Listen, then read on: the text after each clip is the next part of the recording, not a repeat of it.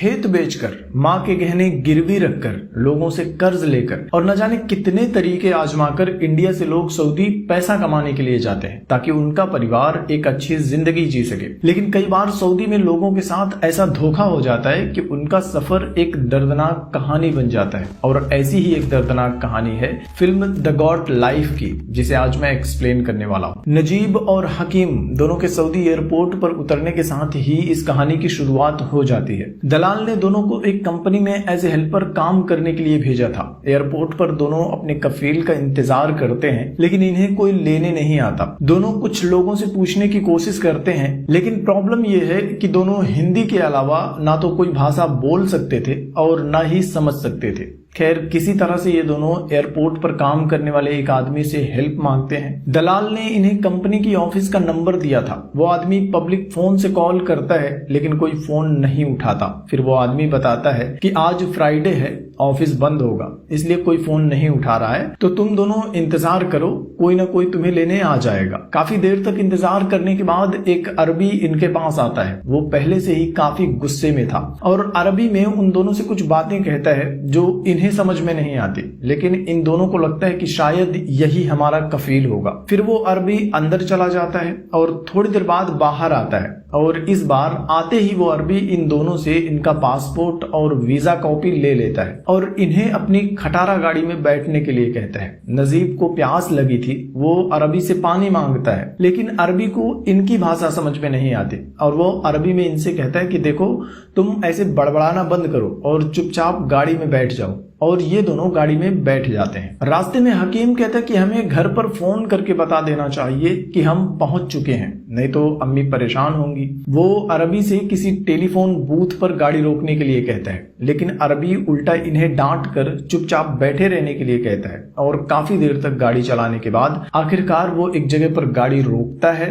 और हकीम को उतार देता है। नजीब और हकीम दोनों चिल्लाते रहते हैं कि हम तो यहाँ एक साथ एक ही कंपनी में काम करने के लिए आए थे, फिर आप हमें अलग अलग क्यों कर रहे हो। लेकिन अरबी इनकी कोई भी बात नहीं सुनता और नजीब को लेकर आगे जाने लगता है। फिर काफी दूर तक चलने के बाद वो नजीब को भी एक बाड़े में पहुंचा देता है। बाड़े में एक दूसरा अरबी भी था। नजीब फिर उनसे कहता है कि मेरे दलाल ने तो कहा था कि मुझे एक कंपनी में काम करना है, आप मुझे यहाँ क्यों लेकर आए हो। लेकिन पहले वाला अरबी इसकी बात को अनसुना कर देता है और वहां से चला जाता है। रात के अंधेरे में नजीब को ज्यादा कुछ समझ में नहीं आ रहा था। तब नजीब एक बूढ़े आदमी को देखता है जो पिछले कुछ सालों से इस बाड़े में काम कर रहा था। नजीब उसके पास जाकर बात करने की कोशिश करता है। पता चलता है कि वो आदमी तमिल है। नजीब को उसकी भाषा भी समझ में नहीं आ रही थी। उसे बहुत तेज प्यास लगी थी। पूछने पर तमिल आदमी पानी की टंकी की तरफ इशारा करता है। नजीब टंकी के पास जाकर पानी पीता है और अरबी के टेंट में जाकर सोने की कोशिश करता है। थकान की वजह से जल्दी उसे नींद आ जाती है। इसी के साथ हम सऊदी आने से पहले नजीब की लाइफ को देखते हैं। नजीब अपने गांव में नदी से बालू निकालने का काम करता था। उसकी माँ उसके लिए रोज खाना बनाती थी और नजीब अपनी माँ और अपनी वाइफ सैनू से बहुत प्यार करता है। सैनू प्रेग्नेंट थी। परिवार काफी खुशहाल था, कमी थी तो सिर्फ पैसों की। और एक दिन नजीब का दोस्त उसे बताता है कि मेरे जीजा जी लोगों को सऊदी भेजने का काम करते हैं, उनके पास एक कंपनी का वीजा है, अगर तू जाना चाहता है तो मैं बात करता हूँ। नजीब जाने के लिए तैयार हो जाता है और अपनी माँ के गहने गिरवी रख के पैसे इकट्ठा करता है और अपने दोस्त के जीजा को पैसे दे देता है। वो उसके वीजा का काम करवा देता है और इस तरह से नजीब अपने भाई हकीम के साथ सऊदी आ जाता है। इधर सऊदी में नजीब अरबी के टेंट में सो रहा था। ये देखकर अरबी बहुत गुस्सा हो जाता है। वो नजीब को पैरों से मारकर जगाता है, उसे उसका बैग देकर बाहर सोने के लिए कहता है। नजीब बाहर एक भंगार गाड़ी में आकर सो जाता है। अगली सुबह नजीब की आंख खुलती है, तब वो तमिल आदमी को देखता है। वो बकरियों का दूध निकाल रहा था। वो नजीब को दूध से भरा बर्तन अरबी को देने के लिए कहता है। नजीब अरबी के पास जाता है। वो अरबी के पैरों में गिर जाता है, गिड़गिड़ाता है कि मुझे वापस घर भेज दो, लेकिन अरबी फिर से उसे डांट कर वहां से भगा देता है। कुछ दिन बाद पहला अरबी वापस बाड़े पर आता है। नजीब फिर से उसके पास जाता है और अपनी भाषा में अरबी को बताने की कोशिश करता है कि मैं कर्ज लेकर यहाँ आया हूँ, मुझसे कहा गया था कि एसी रूम होगा, अच्छा खाना मिलेगा, अच्छी सैलरी मिलेगी, मुझे धोखा दिया गया है, प्लीज मुझे वापस भेज दो। वो अरबी को अपनी एक डायरी दिखाता है जिसमें नजीब ने किससे कितना कर्ज लिया है लिखा हुआ था और कुछ कॉन्टैक्ट नंबर्स भी लिखे थे। अरबी तुरंत उस डायरी को फाड़कर फेंक देता है और उससे चुपचाप काम करने के लिए कहता है। नजीब समझ चुका था कि अब मैं यहाँ फंस चुका हूँ। शाम को नजीब गुमसुम बैठा हुआ था। कुछ दिनों से उसने खाना नहीं खाया था। अरबी उसे अपने पास बुलाता है। वो नजीब को खाने के लिए एक मोटी रोटी का टुकड़ा देता है। नजीब उसे खाता है तो खाना गले से नीचे नहीं उतरता। तब अरबी उसे बताता है कि इस रोटी को पानी में डुबो कर खाओ। खाने के बाद नजीब उस तमिल आदमी के पास जाता है। उससे पूछता है कि तुम्हारा नाम क्या है, तुम यहाँ कितने सालों से काम कर रहे हो। जवाब मिलता है कि मुझे याद नहीं। अगली सुबह नजीब पानी लेकर हगने बैठा था, तभी अरबी आकर उससे पानी छीन लेता है और उसे बालू से साफ करने के लिए कहता है, क्योंकि वहां हफ्ते में एक बार पानी का टैंकर आता था और टंकी में पानी भरकर चला जाता था। इस बार जब टैंकर आता है तब नजीब ड्राइवर के पास जाता है। ड्राइवर को हिंदी आती थी। नजीब उससे हेल्प मांगता है। अरबी उन दोनों को बात करते हुए देख लेता है और अपनी बंदूक लेकर वहां पहुंच जाता है और नजीब को मारकर बेहोश कर देता है। अगली सुबह नजीब की आंख खुलती है तो अरबी उसे बकरियों का दूध निकालने के लिए कहता है। नजीब आसपास देखता है तो तमिल आदमी उसे दिखाई नहीं देता। नजीब दूध निकालने की कोशिश करता है तो बकरी उसे लात मारती है। खैर धीरे धीरे नजीब दूध निकालना सीख जाता है। फिर अरबी के कहने पर वो बकरियां चराने के लिए भी जाता है। सारी बकरियां इधर उधर भाग रही थी। कई दिनों की मुश्किलों के बाद धीरे धीरे वो बकरियां चराना सीख जाता है। न जाने कितने महीने बीत जाते हैं। नजीब के चेहरे पर बड़ी बड़ी दाढ़ियां आ जाती हैं। आईने में वो अपनी शक्ल भी पहचान नहीं पाता और एक दिन ऊंट चराते हुए नजीब को आसमान में कुछ गिद्ध दिखाई देते हैं। नजीब उनके पीछे पीछे जाता है तो देखता है कि वो गिद्ध तमिल आदमी की लाश को नोच खा रहे हैं। यह नजारा काफी डरावना था। नजीब को समझ में आ जाता है कि अगर मैं यहाँ रुका तो इसकी तरह मर जाऊंगा। अगले दिन नजीब बकरियां चराने जाता है तो सही मौका देखकर भागने की कोशिश करता है। तभी अरबी अपने ऊंट पर बैठकर उसके पीछे पीछे आ जाता है और मार मार कर उसे लंगड़ा बना देता है। नजीब अब बुरी तरह से डर चुका था, हिम्मत हार चुका था। महीनों बाद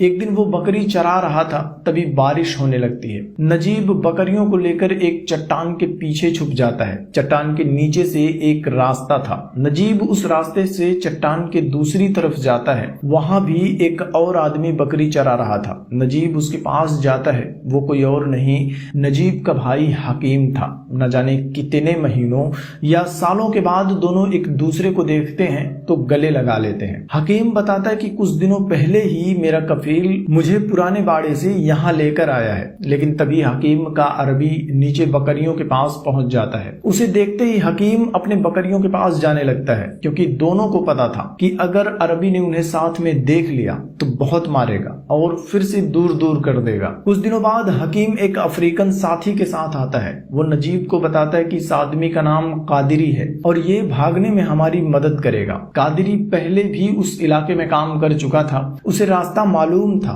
कादिरी उन्हें बताता है कि कुछ दिन बाद कफील के बेटी की शादी है। उस दिन बाड़े पर रखवाली करने वाला भी कोई नहीं होगा और उस दिन हम लोग यहाँ से भाग जाएंगे। शादी की सुबह बाड़े से सभी अरबी चले जाते हैं। उनके जाते ही नजीब को आजादी मिल जाती है। वो अपने सारे कपड़े उतार देता है, पानी की टंकी के पास जाता है, नहाता है और अपने कपड़े पहनता है जिसे आज तक उसने संभाल कर रखा था। तभी हकीम और कादिरी वहां आ जाते हैं और तीनों आजादी की उम्मीद लेकर सफर पर निकल जाते हैं, बिना इस बात की परवाह किए कि उनका ये सफर कितना मुश्किल होगा। सुनसान बेजान रेगिस्तान में उन्हें दूर दूर तक कोई नजर नहीं आता। चलते चलते रात हो जाती है। अगली सुबह आंख खुलते ही ये लोग फिर से चलना शुरू करते हैं। प्यास से इनका गला सूखने लगता है। हकीम को थोड़ी दूर पर पानी दिखाई देता है। वो दौड़कर जाता है तो पता चलता है कि वो धूप में चमकती हुई रेत को पानी समझ रहा था। पानी तो नहीं था, लेकिन वहां पानी ना मिलने की वजह से एक ऊंट मरा पड़ा था। खैर ये लोग कुछ दिनों तक चलते रहते हैं, लेकिन अब वो रास्ता भटक जाते हैं। वो बस सूरज की दिशा में चलते जा रहे थे। धूप और प्यास की वजह से उनकी हालत खराब हो जाती है और प्यास की वजह से तड़पते हुए हकीम की मौत हो जाती है। नजीब अपनी आंखों के सामने अपने भाई को तड़पता हुआ, मरता हुआ हुआ देखता है लेकिन कुछ कर नहीं पाता। कादरी उसे हिम्मत दिलाता है और समझाता है कि जब तक हमारी सांसें चल रही हैं हमें चलते रहना होगा। रेतीले तूफानों और धूप का सामना करते हुए वो आगे बढ़ते हैं और आखिरकार रेगिस्तान के बीच उन्हें एक जगह पर पानी दिखाई देता है। नजीब पागलों की तरह पानी की तरफ भागता है लेकिन कादरी उसे रोक देता है और फिर कपड़ा पानी में डुबाकर उसे थोड़ा थोड़ा आराम से पानी पिलाता है। कादरी को पास में ही एक बोतल मिल जाती है। वो दोनों कुछ देर तक वहां आराम करते हैं, फिर बोतल में पानी लेकर आगे बढ़ जाते हैं। रात बिताने के लिए दोनों एक जगह पर रुकते हैं और अगली सुबह जब नजीब की आंख खुलती है तो कादरी कहीं भी नजर नहीं आता। वो गायब हो चुका था। आज नजीब अकेले ही आगे बढ़ता है और आखिरकार बहुत बुरी कंडीशन में वो पक्की सड़क पर पहुंच जाता है। उसकी हालत बहुत खराब थी। कई सारी गाड़ियां वहां से गुजरती हैं लेकिन कोई भी नजीब के लिए नहीं रुकता। तब एक भला अरबी जो उस रास्ते से गुजर रहा था वो नजीब की मदद करता है, उसे अपनी गाड़ी में बिठाता है, पीने के लिए पानी देता है और फिर नजीब को शहर में लाकर छोड़ देता है। इधर उधर भटकते हुए नजीब एक होटल के सामने बेहोश हो जाता है। उस होटल में कुछ इंडियन सोशल वर्कर्स काम करते थे। वो नजीब को लेकर जाते हैं, उसके जख्मों का इलाज करते हैं। ये लोग धोखा देकर ऐसे ही सऊदी भेजे गए भारतीयों की हमेशा मदद करते थे। नजीब उन्हें अपने घर का एड्रेस दे देता है। वो भारत में नजीब के घर का पता लगा लेते हैं और ये आदमी फोन पर नजीब और उसकी फैमिली से बात करवाता है। सऊदी आने से पहले नजीब की वाइफ प्रेग्नेंट थी। वो नजीब को बताती है कि आपका बेटा अब 4 साल का हो गया है, आप जल्दी से घर वापस आ जाइए। नजीब के पास कोई डॉक्यूमेंट नहीं था